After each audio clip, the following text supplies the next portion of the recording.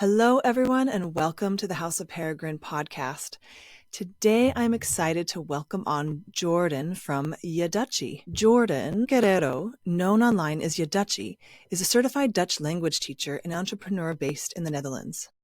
She helps learners worldwide master Dutch through interactive courses, personalized resources, and an engaging online presence. Welcome, Jordan. Can you please start by telling us just a little bit about yourself and what JeDutchy is up to? Yeah, sure. Well, thank you for having me here. So, yeah, what I'm doing and what Yudachi is up to. Well, we're at the start of some really exciting times, me and my husband, like personally, and also with the business, because of course, yeah, I'm a business owner, and then your life and your business is kind of the Same, same yeah. thing. But before we get into that, which I really want to, tell us how you grew up. Tell us where you grew up. Yeah, sure. Okay, so I grew up in a small city in the neighborhood of Rotterdam. And yeah, I've lived there the largest part of my life for sure. But I always really loved to travel. When I was a student, I always had like three side jobs so that I could save up, so that in the summer I could just go to at least three places. And I also did my exchange half year in Erasmus in Switzerland, which was amazing. And yeah, right before Corona, I traveled so much. I traveled like at least 5 countries per year. My most exciting year was like 12 or so in a year. Wow. Yeah. And So when you were growing up, there had to be a moment. So you're growing up in out just outside Rotterdam, you said, right? When you live in the Netherlands, I think you're the one that said this, languages just kind of happen to you. oh, Was yeah. that you that said that? Yeah, for So sure. what is your language story? Well, my language story, I mean, English you just kind of pick up. It just happens to you because, well, your parents turn on the TV and you go to the cinema, and then, you can't read fast enough to catch up with the Dutch subtitles. So then you just start listening, like when you're really young, and English just happens to you. That it just happens to you. And then French and German, you get that in high school. And if you do anything with it, I mean, high school languages, of course, it's something else you can't speak even after 5 years. But if you do anything with it, then you have another one or two. I'm sure it And works then, like that for everybody. You might I mean, have a gift. Do you think maybe you have a small gift? I'm not entirely sure about that. I mean, learning languages gets so much easier after your third or fourth language. It's almost like learning just an accent. And also, the languages I speak are all European languages. It's not like I've been learning Japanese. That would probably kill me. But you said something really, really important in there, which I think is beautiful. Learning after the third language is a little bit like learning an accent, which is a really different way of thinking about language learning. Um, and I think you do have a gift. I think that's part of it. I would love for you to tell us, if you can, reflect on, because I see you as this little girl growing up. You learn Dutch. You're surrounded by languages, but you're open to them. But was there a moment when you realized, or something in your childhood or with your family, that made you realize that languages were important? Having more than one language was important or powerful, or a Well, word you would use because you have dedicated your life to teaching people Dutch. That's an incredible calling, if you will. So help us understand this process of becoming JeDutchy. yeah, sure. Well, I mean, in Europe, there are languages all around you, different ones. I think it's quite different if you're like from central USA. You will only maybe hear Spanish. So here it's just there's so much variety and there's so much richness and so much culture. So it's quite easy to get into contact with people and cultures. And also if you just go abroad on any random holiday, I mean, you're in Europe, you will most likely not go on holiday to your own country. Some people do. I mean, that's totally valid. But if you want to go more than 2 hours away, you will hear different language all the time. And you want to feel comfortable and competent all the time. So then you just learn a bit and then you learn a bit more and then you learn a bit more and then oops, you I learn love the how you I love how you won't accept that you might have a gift for language learning. That is very humble of you. Okay, so tell me, so you grew up in Rotterdam. Do you remember the first time you Maybe you had a successful exchange with someone in another language. If you don't, it's okay. I'm asking you really hard questions. I'm not sure. I don't think so. I mean, the first time I really spoke another language, it was in the first grade or something of primary school, like pre-primary school. I spoke some English, but no, I don't. So you don't remember like this magic moment or something. Cool. No, but I do have that with my other new languages. Like a couple of years ago, I was in Russia and I had just begun learning Russian, and then I ordered a croissant, and almost no one speaks English there, and I was so proud of myself in Russian, obviously. So yeah, it just those small wins, they're always great if people don't ask you to repeat something, which almost never happens. But still, if that doesn't happen, it's like I said it, they heard me. The contact was made, like the communication was made. Yeah. I've only ever tried to learn Dutch at this level, but it is, yeah, it makes your day, makes or breaks your day when that happens, or it can. So you grew up in Rotterdam, you grew up traveling, learning languages. As you say, almost happens to you that you're multilingual. Tell us your first time teaching someone, or do you have a moment when you were teaching? Oh yeah. Well, if we really go all the way back to the beginning, then it would be about my very first boyfriend. I was 16, I guess, and he was from Germany, well, Hungary, Germany, and he didn't speak a word of English. And within a year, I taught him to C1 English. And Which is, by yeah, the then I, way, your second language, English, or is it that? Would you consider English your second language? yeah, I mean, I dream in it sometimes, most of the Okay. time nowadays. Oh, Uh, yeah, nice. and my relationship is also in English, so it's I'm a lot. just going to keep getting you to try and admit that you, because it's not been my experience that everyone just picks up these languages from living here. So I think you are really special. But so you taught your boyfriend to speak English to a C1 level. Got it. So that when you were about 16, that's pretty Yeah. early. And then I figured out that I had a talent for teaching languages, but then specifically figuring out someone's level, because I realized that I had a whole dictionary of all of the words that he knew at which point and which he could maybe know and which connections he would make. Like I had a whole dictionary of what he knew in English. So I thought, yeah, that's not normal, I think. So, with that in the back of my mind, a few years fast forward, I mean, of course, I studied biology and IT in the meantime. Then, yeah, I became a language teacher. So you're formally trained as a software engineer. Is that right? Yeah, Do I say that software right? engineer and biologist. And a biologist. And Yeah. then you thought, why not teach Dutch? Well, yes, it first started as a side job, and then yeah, I studied linguistics in Switzerland, and then yeah, just it expanded, and then I started recording some videos of the topics that I thought were really boring for Instagram because I didn't want to explain it more than once, and then that exploded. That's how my Instagram started. I just didn't want to explain certain things because I was like, do I really need to do this to all the new people that I am teaching? Nah. So Yeah, that got out of hand. that got out of hand. And so is that how Yodutchy started, from your Instagram account? Definitely. That's how it started. And then one of my first and favorite students, Fatima, she told me one thing that really confused her so much. And that's also, yeah, still one of the most difficult things about Dutch, that we have this base word and then we have all of these components that we could put in front or behind it.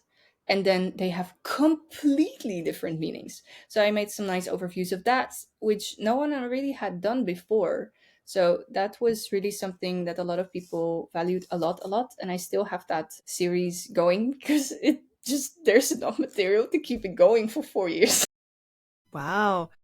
Yeah, Yeah. because what you don't realize about a language is, and maybe even you said this on your account, is there's so much that you just do automatically, or you pull from the stories or things your grandparents said or something. So you almost take it for granted how complex it could be. Yeah, I mean, of course, there are always different languages within a language. There's the language of the older generation that you know in the back of your mind that you're not using, the one that you're referring to, and also the one that helps you learning languages that are close to your native language. That makes it always a lot easier. Then there's the current language that you're using, and then there's the language of the people who are younger than you, who are using more slang than you, that you don't really know that much. So yeah, language is always alive, regenerating, just like that. Yeah. Language is always alive. Is that what you said?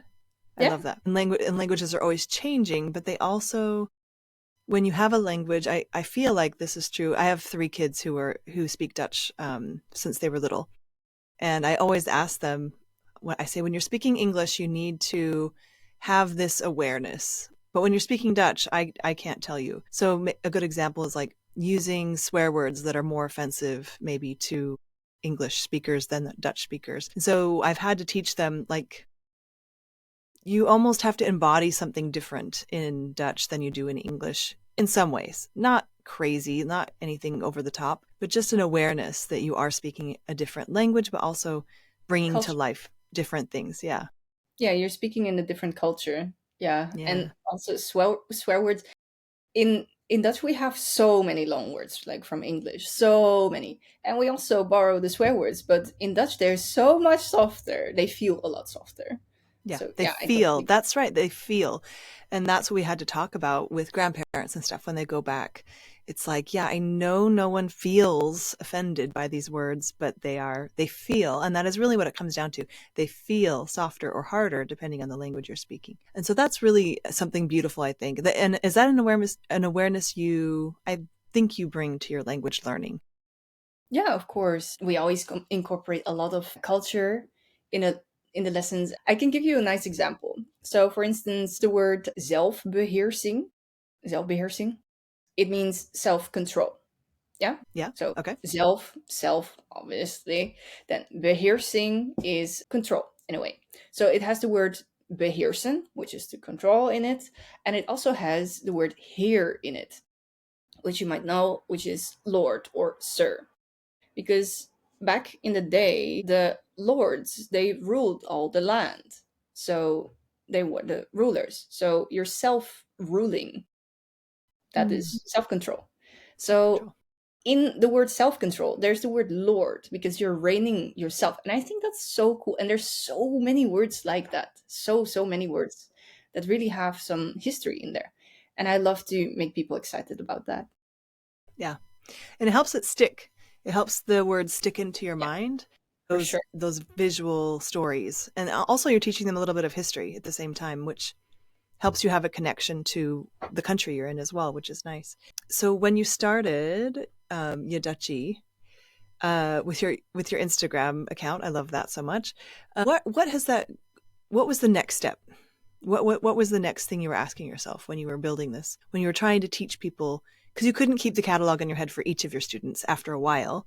So tell Yeah, me a little bit well, about the philosophy that formed.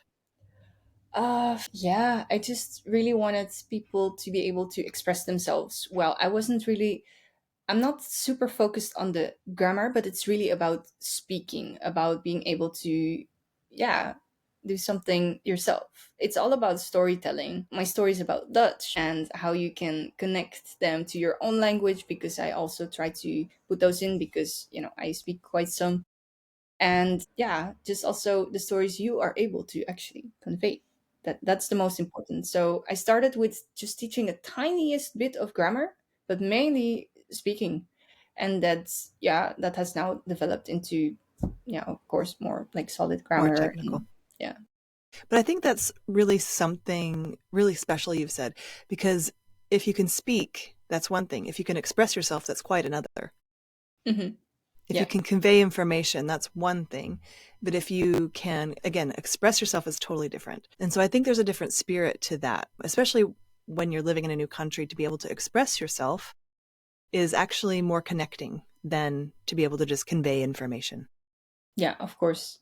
Of course, that's the end goal. It also depends, like expressing yourself. For some people, that is difficult in general. I mean, also in their Yeah, native already in their language. own language. So, yeah, it is also beautiful that with Such a good every point. new language you learn, you express yourself in a different way. Because in English, if you only speak, well, if you speak one or maybe two or maybe three languages, like your native language, you have all of the social constructs in there. You have a lot of filters on.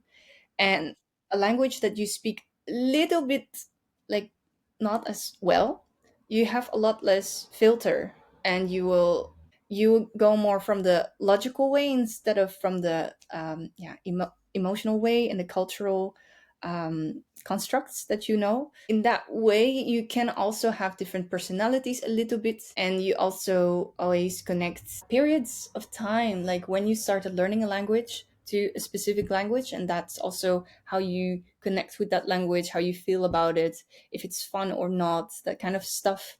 How does it make you feel? What kind of role do you take on when you speak that language? And I also think that's really, really cool. Yeah. Yeah, I think that that's so true. And I think that if you are learning Dutch or any language, in order to convey information, it's a lot harder to learn. Yeah. Yeah, for sure. At least it's been from my perspective. And I speak Dutch terribly, so do not ask me. For Maybe I sure. need to enroll in your classes. But I have taken a lot of classes, and the ones that have been more successful for me build on this notion that you're talking about. And we don't need to call it, it's intangible, whatever it is, right? The spirit of the language, the spirituality behind language learning, and then the fundamentals have to be from there. And so how are your classes structured? Like, how do you tell me the secret sauce, or the not the secrets, but the secret sauce behind JeDutchy? Sure. So, well, behind JeDutchy or behind like an average lesson? Like which one? Whatever you want, because I know you're really proud of what you've created, and a lot of people are very happy with how you teach them. And so I think that I would just love to experience a little bit of the magic of that, if you can tell us a little bit about it. Sure. So, yeah, I've been working on JeDutchy for quite some time now, and I am, in the best way possible, kind of an obsessive person. Like, I really want to work on something and make it perfect and make it more fun and find out more about it. Yeah, I always deep dive into a hobby, and this has been my biggest hobby, of course, for the Yeah, past your last full-time year. hobby. Well, more than full time, definitely, definitely more than full time hobby for a couple of years. So yeah, then it really grows with you. So I can tell you a bit about the structure of a lesson, like generally. So we start off by telling how the last week was. Of course, at the lower levels, how the last week was, that's past tense. That's still a little bit hard. So I always help by giving suggestions and corrections in the chat so that people can finish their own sentences, and they have some feeling of, like, I can already say some stuff, even if they wouldn't really be able to. If So they we're couldn't find it, you help them find it so they can keep the sentence going. Oh, that's yeah, so nice. yeah, I well, that and estimating someone's level, those are definitely two talents that I have. Like, I kind of am a very good autofill. I will most likely almost always know what you're about to say next. I've trained myself for that. So yeah, so then I type in the chat and I help them. We have some chit chat, and I try to always, yeah, I try to make people excited about their own week, about their own life, what they did. Like, I listen actively and try to, if there was nothing exciting about their week, I always try to find something and find another thing and find another thing, and then be like, that wasn't that bad, was it? And if there was really, really nothing, then I gently, push my students to plan something fun, at least for this week. So yeah, I always try to bring some positivity, and that's just the intro of the class. Then, of course, we have some grammar. We have some grammar, is inevitable. um yeah, and then during the grammar, there are always like interactive parts, usually put in some jokes and some cultural thingies, whatever I might find. I always, of course, keep an eye on the time, but there are lots of little parts of my slides, like little words that are actually really interesting, that if we have enough time, I will definitely just, bring them into the story with me. And then after, yeah, the grammar, we usually, well, we practice a little bit, and then we process the information, and then we go to the speaking part, which is usually around 20 minutes of the lesson for sure. And then they prepare a little bit so that they can get mentally ready, look up some words, look up some phrases maybe, but not too much, because then they're making a script. That's not, they need to be preparing for improvisation, not preparing a script. No, that's not Yeah. gonna work. And then, It doesn't translate very well to real life, having a script. exactly, and also two students, they both make a script. the scripts don't match. And also, if they have a pretty low level, one person makes a script, this person suddenly needs to understand everything and respond. No, it's better to, kind of just fuck up a little bit at your own level, just make a little, yeah, just little responses, little sentences, and then just expand on that. Just mess up together while I'm helping and suggesting and correcting in chat. Yeah. That sounds very organic. It sounds like you're trying to mimic real life a little bit, even though most of your day, if you try and speak Dutch, is with native speakers or people who speak in Dutch all the time. This keeps them talking, which I really like, because usually once you've reached, at least in my experience, when you're in a class and you reach your level, you'll get halfway through a sentence, mess up, and then you never get to finish that sentence. So your level gets stuck at that mistake you No. made. Yeah, it has been scientifically proven that interrupting a student is detrimental to like them actually improving on that thing. So I never interrupt my students. I always make suggestions and corrections, and if they're like completely done and it's still relevant, then we can go deep dive on that thingy. But otherwise, I'll just, if they really do it a lot and they kind of ignore what I'm writing, then I will at some point maybe interrupt them. Yeah. Yeah, because you don't want people learning horribly wrong. But in my experience, at least my first few years here, I was so afraid to speak because I couldn't get past those levels, that Exactly. tense or something, and I knew I was doing it wrong. And my kids were always making fun of my Dutch, so that was another thing. They were always making fun of me. It's their job. They're my kids, Yeah, okay, that's true. and they were being taught Dutch as children, right? So they're really correcting them a lot, as we do children, to try and get them to learn a language. But so they were correcting me that way, and then just being like, "Mom, you just stop. You're not good at this." Oh, Oh, it's okay. They were little. It's fine. No, no, no. But I really like this approach to letting people keep going, because that's how you get better with people around you in any language. I think is just to keep going, keep trying, because yeah. as soon as you establish those relationships in English, it's really hard to go back. Yeah, yeah. And I think you said that you were a little bit afraid to speak before, right? Yeah, I still I am. think Oh, well, I think that has something to do with that you started speaking too late. Like in your course, you probably had some courses, and then you had quite some nice vocab. You had some little base of grammar, and then more and more, and then you started speaking. That's too late. Hmm. You need to start Yeah. speaking from the start. Otherwise, well, your understanding and your grammar is here and your speaking is there, and it just can't catch up. You need to be comfortable making lots of mistakes all the time. And that's the only way to do that, is to start while you're still really bad. Yeah, yeah, it's so true. And I think you can tell me what you think. So, and this is so specific to Dutch and to Amsterdam, but I moved here 8 years ago, and people would just automatically switch to English, and they would just say, huh, huh, until you started English, which I actually have seen in your videos, which I love. But the other thing I've noticed is a change in that since I've lived here. Now people will stick with you longer, because it's like there was a collective memo that went out, like, no one's going to learn Dutch if you don't help them. Yeah, that's true. So I've noticed a big shift actually in the city. That is, if someone does speak Dutch, because in the shops, a lot of times they don't, but out and about, people will stick with you a little bit longer. Was there a collective menu that was, or a collective message that was sent out that I missed, or is that just my perception? Well, I must say, I have seen some LinkedIn posts about that in the last 2 years for sure. And my mom also does that with all of her foreign colleagues, like very, very actively. So I do see that. I do see that, yeah. Yeah. Whereas before it was like, let's just not do this. You're hurting my, because it seemed like people are like, you're hurting my ears. You're doing this so badly. Let's just switch to English. Yeah, let's just speed it up. Come on. I'm Yeah. not Yeah. a Yeah. teacher. Yeah, something like this. Yeah. No, I think it's cool. So that is such good advice, to just speak. Don't learn more vocabulary. Keep doing that, but speak and speak and speak while you're bad at it. And if you can't, you don't have the opportunity to speak, just think in Dutch. And I know that sounds like a lot, but just sit on your couch. Be like, ik heb honger. Heb ik eten? Ik ga kijken. So, I'm hungry. Do I have food? I'm going to take a look. And then you go to your fridge and then you're like, er is niks. Or I don't know, just There's nothing. Yeah.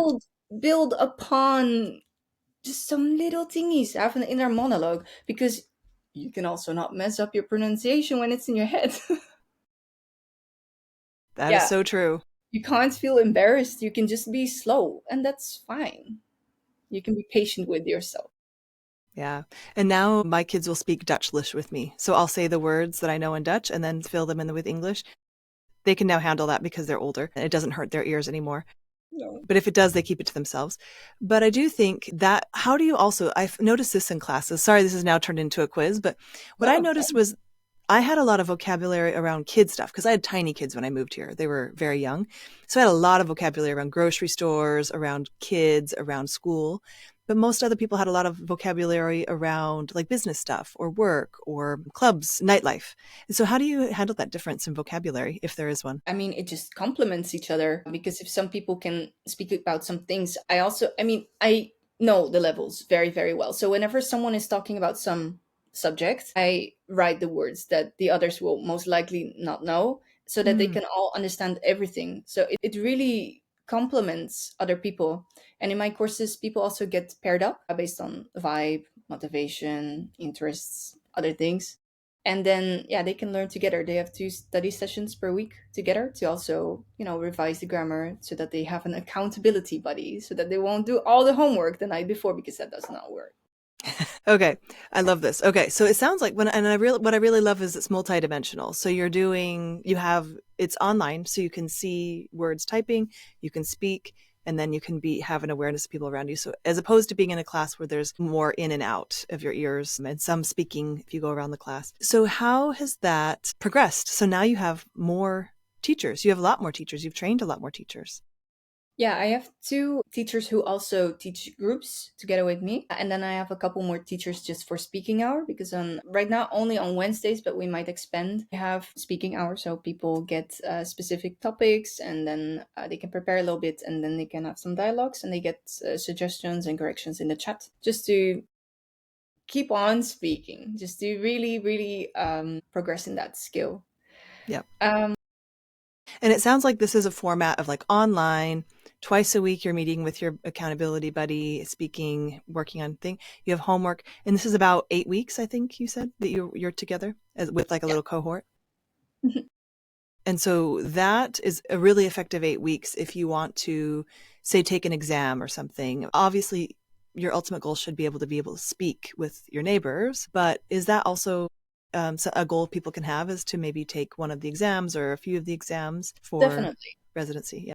Yeah, definitely. So immersion exams are like A2 level for some people, and now they're slowly shifting towards being B1. And people are always asking me, can I pass the exams if I do your course? And I'm like, yes, through competence. Like it's not a course where we will go hand in hand, like through the practice exams or something. No, we're not gonna do that. But you're going to learn enough that you will definitely pass if you do slightly your best. You show up to lessons and do some stuff, then you will simply pass. I do sometimes give some specific exam kinds of tips, like, hey, this structure is a little bit harder. This structure has exactly the same meaning. If you're at the exam, pick this one, not this one. You're not getting bonus points for being fancy.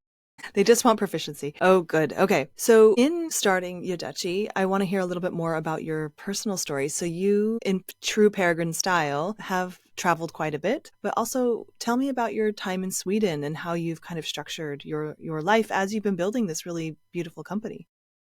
Yeah, sure. So, one of my biggest goals in life always has been to be geographically independent. And people are always like, huh? What do you mean? How is that even a goal? Yeah. So, I've reached that. And I'm so, so, so, so happy about that. That actually happened last year. And yeah, this enables me to be in my house in Sweden, usually the whole summer, and to spend some time with family in the Netherlands and to just travel around also a bit in other places. And yeah, it's just amazing. And into And I just want to stop you right there really quickly. I really want to do the next part. But when did you start saying that? Because in my experience, little girls don't grow up going, I want to be location independent, always. So there had to be something in you or a moment, or did it just develop over time that you just knew you didn't want to live in one place? I think it happened when I was about, yeah, 18, 19. I was like, yeah, I want to do something that's intellectually stimulating, something with my brain. I want to do something that I preferably can help people. earn some money. Like I don't have to be, yeah, thinking about that all the time, being really poor or something, and geographically independent for sure. And that's And this. do you think working in software gave you, I don't know how long you worked in software, but my partner, my husband is a software engineer as well, and we were digital nomads before it was a thing, like in the Mhm. early 2000s. It Yeah. changed our mindset completely for his job to be location independent because he was a software engineer. It didn't matter that much. And so do you think that shaped, at least gave you that option of going, I can work from anywhere because I'm coding? No, no, it was definitely before that, Okay. because being geographically independent was the goal, and I thought I would really like software engineering, so that's why I studied that. That was really one of my, actually I was debating between notary law and software engineering, and being a notary you need to be in person. One place. Yeah, so then it became software engineering, and then eventually didn't turn out to actually do that for a very long time. Yeah, no. No, but I think going through the training is really, really valuable. Just like any kind of expertise or training, it's super helpful. Now, I think congratulations are in order. You told me you just got married last year, right? Yeah. And so while you were living in Sweden, you have this goal of being location independent. You're spending summers in Sweden. You got married and something, tell me the story about how your last year has gone. So much happened. You mean 2024 or 2020? 2024, 2023, because I know you're on the precipice of a new journey that I want to get to. So tell me the story as much as you can about this, what led to this new adventure you're about to set out on. Well, okay, sure. Wow. Let's start with December 2023 then. That's when me and my husband we got married. It was beautiful. We had the most perfect day in Denmark. It was -1, the sun was shining, and -1 with snow. Like it was perfection. Beautiful on the pictures too. Like so great. Well, so then we got married. My husband is not from the Netherlands, so when we were married, that also gave him the perk to keep his foreign passport while also getting the Dutch one. So that was very nice bonus. He applied for that, and once he finally got the passport in October, I guess this year, we were finally enabled to go anywhere and reestablish our lives anywhere. So that was super great. But yeah, the rest of the year 2024 we've just been working a lot, and he quit his job, he joined the team. So now we're working together full time, That's a and huge deal. Working with yeah, your spouse is a whole other frontier. So yeah, congratulations. thank you. It was pretty hard at the beginning, but after a little bit of searching, yeah, it's going great. It's really going great. So really happy about finding that, because when he was working 9 to 5, I just missed him so much. I just didn't like it at all that he was just gone the whole day and I was like at home working, and it didn't feel right. And now we work from early to late, but on a Tuesday afternoon we can also just have lunch for 2 hours, which is amazing. This is a commercial for working with your spouse. If you can work out the other bits, yeah, it's an amazing way to look at it. It's also a great way to test your relationship, but it's See not what it's for made the, of. yeah, it's not for the weak. It's quite something. But yeah, if it works out, it's awesome. It's the best. And yeah, now we have chosen where we're going to relocate. We're still obviously going to continue with JeDutchy. We're definitely not done yet, but we're just going to take it with some extra adventure. So tell us. So you are, I feel really lucky, by the way, to be talking to you right before, because I think there's something really magical about what you guys are trying to do and the intentionality you are putting behind it. So tell us what is happening in the next few weeks. Yeah, so next week, Sunday, we are going to embark on a big journey. But we're going to move to South America, and first we're going to Madrid for an intensive Spanish course because, well, we will need to be at least, well, I'm already conversational in Spanish, but we need to be able to survive. So we're first going to do that, and then after that, we're going to spend about 4 months per year in South America, and the rest of the year just like anywhere. The summers in Sweden, so then we only have like 5 months ish left, and then yeah, Christmas in the Netherlands with family, and then in the meantime, just some nice travel. And I love how you're talking about this like very laid back, but you have an entire calendar you shared with me, and we don't need to share it with people, but you have very specific plans, which I actually really love. And one of those months, and if you don't want to talk about this, this is fine, but I think it's really beautiful. You and your husband have decided to spend a month apart traveling. Yeah. In May, the whole month of May, we're going to do solo travel. And it's also to, become a little bit more independent, to experience things apart, and then to, yeah, have new, exciting things to think about, talk about, realign, and to learn from each other. And then to maybe, of course, probably at some point, show each other the places that we've been to, because we just want to be as strong as possible and interesting as possible for each other. And I think this really enables us in this way. Yeah, also, there is a little bit of a darker side on the why we're doing the solo travel. Like, I feel we really kind of need it as a couple, not because we don't want to be together. Oh my god, I'm going to miss him so much after like the first day, for sure. But yeah, for the last few years, well, yeah, in the last 3 years, two of them, mostly me, but both of us, we had been really sick, but mostly me, and we came a little bit in the, yeah, dynamic of my husband taking care of me, and that got pretty serious. Like, I just kind of needed full-time care. Mm. And I Wow. think it's also great to have some time apart to recalibrate your dynamics so that you can be together in the way you actually want to be together, more intentional in that way. Yeah. Thank you so much for sharing that, because not everyone shares this. Sometimes these deeper, darker, like you said, or maybe more scary parts of going on a journey like this. And it can't always be this laptop on the beach, da da da da da story that we're sold. And so this soul purpose, or this more, like you said, darker, but I think it's also more honest way of coming about it, is really beautiful. And you've been together a little bit shorter of a time, but I can tell you, I've been with my partner for almost 23 years, and this type of intentionality is so, it will just take you different place. And so I'm really really excited to watch your journey unfold in both. We can tell people, are we telling people you're going to Paraguay, right? Yeah. Both in Paraguay, and then in your travels alone. I hope you're making some sort of little series or something on your socials so we can follow along. But no one talks about this side of going abroad, or why you might be changing country, or maybe why you need to be location independent. Because there's that you want to change the dynamic, maybe of some codependency or some dynamic that's come between, not between, but you've developed. But also, you mentioned that your partner's not Dutch as well. So you're in a country that you grew up in and he didn't. And so that can also play, change the way your relationship develops. And so in a way, you're choosing to change where your relationship is developing in this next year. Yeah, that's for sure. In a new country where we know absolutely no one, and we are both not native speakers at all.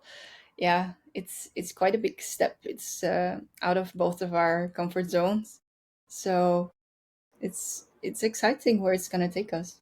Yeah, it's really brave. I really love it. And I hope you'll keep talking about these sides, even though they're not shiny. But I really love when people do open up that way, because it gives people maybe something to, an example, or something to talk about with their own partner. And especially on that side of, if you're in your native country and your partner's not from that country, there's a lot of richness there that doesn't often get talked about. And then at such a young age, being in the care of your partner, that's something that often isn't talked about either. It's usually saved for later in life. And so I think Yeah. you guys are learning some serious things at such an early stage of your relationship. So thank you so much for sharing that. And I'm super, super happy and proud to be talking to you right at the cusp of this, because it's a very special time. It's like talking to someone right before they have a baby or something. Like, you're about to be changed forever. I know you've traveled a ton and all this stuff, but somehow this feels different. You guys are really embarking on something for a lot of really deep and meaningful reasons, I think. Yeah, for Yeah. sure. I And can't wait. Yaduchy's, yeah, me too. And Yaduchy's going nowhere. So you're still teaching your lessons. It's still running while you're traveling around, because it's all online. That makes it totally possible, right? Yeah, and I mean, I can't. I would be bored at a vacation. Every vacation is a workation because I just love my job so much. Yeah. So definitely going to keep teaching and keep teaching teachers how to teach and stuff. Yeah, definitely. Lastly, I wanted to talk to you about some of the work you're doing with government things. You've mentioned that you sometimes do these classes to help out immigrants. Is that right? Do you want to talk about that a little bit as You we wrap mean up? refugees? Refugees, yes. Oh yeah, but I'm not doing that actually with the government. It's my own initiative. Okay, sorry. That's fine. I had it all wrong, all the words wrong, but I want to tell people about what you're up to. Sure, sure, sure. Yeah, I when I train my teachers to get them more acquainted with all of the materials and stuff, they first teach a couple of groups of refugees because it's just a win-win-win situation. The refugees get a course for free. The teachers they get to teach and get better at teaching, and it's good for my karma, I guess. Yeah. So I organize those. It takes quite some organization, honestly. It's quite a lot of work, but it's really fun, and I think it's just a good thing to do and a good way to give back as well. So yeah, if, people book a course with me, like expats, they are also supporting people who really need to integrate better and get a second chance. And I can tell you, when I moved here, I immediately started identifying I moved here in the best way possible, and there's still so many hard things. I can imagine as a refugee, it breaks my heart on a totally different level now that I've moved countries. And so I think that really resonates with me. If I were to do a language course, feeling just like a little bit of that is going to help someone makes me feel so happy. Like not even for karma. Like I just really want to help because it's so hard to learn a language and then all the trauma that might come from being a refugee, having to flee a country. It's Not pretty just amazing. the trauma really persists in the Netherlands because the refugees are not treated all that well, really, in the Netherlands. And I didn't know until I started this, but yeah, it's just normal for people to sleep in a room with 20 people for 5 years, and they get like €8 per week to do everything from get clothes. I mean, you can't get No, you food can't get a shirt for that sometimes. for €8 per week. Wow. And then yeah, sometimes it just makes me emotional when I see them in my class and they just can't have a moment of privacy, or yeah, it's hard, but I'm happy I can help some people. Yeah. You're doing something actually really big. It's a small, big thing. So congratulations. And I hope that people who take your courses understand that that part goes in. And yeah, if there's anything else, maybe you can share it with our community that we can do to help. It's not even to help. I don't even look at it that way. I look at it like, again, I did it the easy way. Someone else is doing it the hard way. It's so hard to go to a new country. And so I think most of us who have done it want to pay that forward somehow because we were all helped at one point or another on this journey. And so, yeah. So keep us updated in House of Peregrine if there's any initiatives that you see, because I think that that's a beautiful thing you're doing. And I'm really, really proud of for doing it. Thank you. Yeah, I think, well, of course you can learn Dutch yourself, but if you're not really into that, or that is not really something on your priority list at the moment, there's also, yeah, we could talk about sponsoring a group of refugees or something. People can always reach out to me if they have some nice ideas. We can see there are Yeah. possibilities for sure. Sounds good. We'll stay in touch about it because I really love that. So thanks for telling us about that. We have 4 podcasts in one with you, Jordan. So thanks for going over all of them. Yeah. So I feel like we have a really good idea of what it's like to learn from you. And so tell people how to get in contact with you or where they can learn more about you or get in touch. Yeah, sure. So you can text me on WhatsApp, but that's probably a little bit harder to find. You can go to JeDutchy.com. There you can contact me, or you can just DM me on Instagram. Those are the main ways to reach me. You can also, if you want to know more about me, I also have my own slow Dutch podcast with stories, personal stories, or with fairy tales. You can Well, take a that's look at right. that. Tell us a little bit about that. Tell us about the fairy tales, which I love. I'm so glad you brought this up. Tell us, Please. Yeah, it's just Dutch at the slow pace, at the low level. So for people who would like to learn in an entirely different way, I always try to add as many different ways of learning as possible so that people can choose, so that they are not just trying to be fit into some mold. There's always enough that you can choose your own way of preference. So yeah, Slow Dutch podcast for beginners. So if I push play on that, it tells me a fairy tale in Dutch. And Yeah, then it, so it's the story a couple of times. Story first very slowly in Dutch, with subtitles, with karaoke subtitles, so you know what's coming. You can read along, and then the story again, English Dutch per sentence, and then the story one more time in Dutch, a little bit faster. So you basically just heard it 4 times, and you can also read along. So you probably already know it after watching it once. wow. And that is geared towards children, adults. Does it matter? It doesn't really matter. I mean, some of my personal stories are a little bit scary, but I think they're all age appropriate. Well, most. So listen to it first before maybe you put it on for your kids if you do. But for adult learners, it sounds like it's really interesting. And so we'll link that below as well. But the name of it again, Slow Dutch? The Slow Dutch podcast. The Slow Yeah, Dutch podcast. on Okay. Spotify or YouTube. Spotify or YouTube. Okay, we'll link it below.